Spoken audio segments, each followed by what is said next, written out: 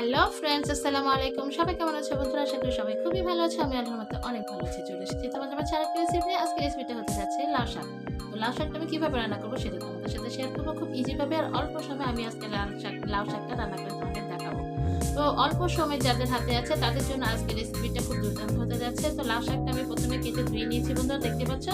তো লাউ শাকটা রান্না করার সময় আমি অনেকে কিন্তু বন্ধুরা প্রথমে সেদ্ধ করে নেয়, তো বাট আমি সেদ্ধ করে নিব না। আমি অল্প সময়ের মধ্যে কিভাবে ঝটপট রান্নাটা করে নিব সেটা তোমাদের সাথে শেয়ার করবো। তোমাদের কিন্তু এই লাউ শাকটা যদি এইভাবে রান্না করে খেয়ে দেখো তাহলে বুঝতে পারবে কতটা মজা হয়।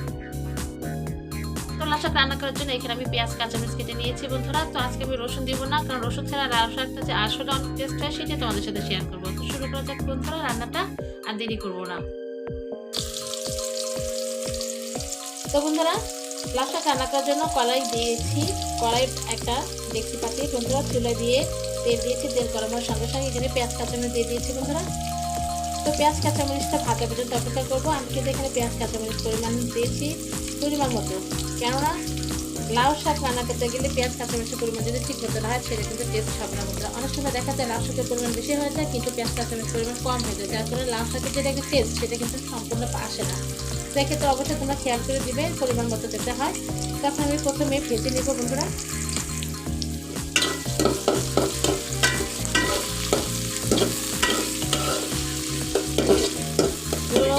বন্ধুরা পেঁয়াজ কাঁচামরিচটা ভালোভাবে যখন ভাজা হয়ে যাবে, হালকা একটু বাদামি কালার চলে আসবে, তখন আমি লাউ শাকটা দিয়ে দিব। তো বন্ধুরা পেঁয়াজটা দেখো ভাজা হয়ে গেছে, এখন আমি এখানে লাউ শাকগুলো দিয়ে দিব।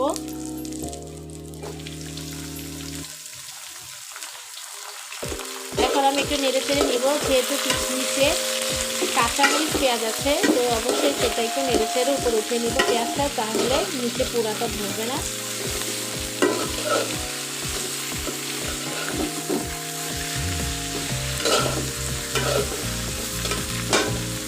তো সবগুলো লাউ শাক আমি এখন দিয়ে দিব।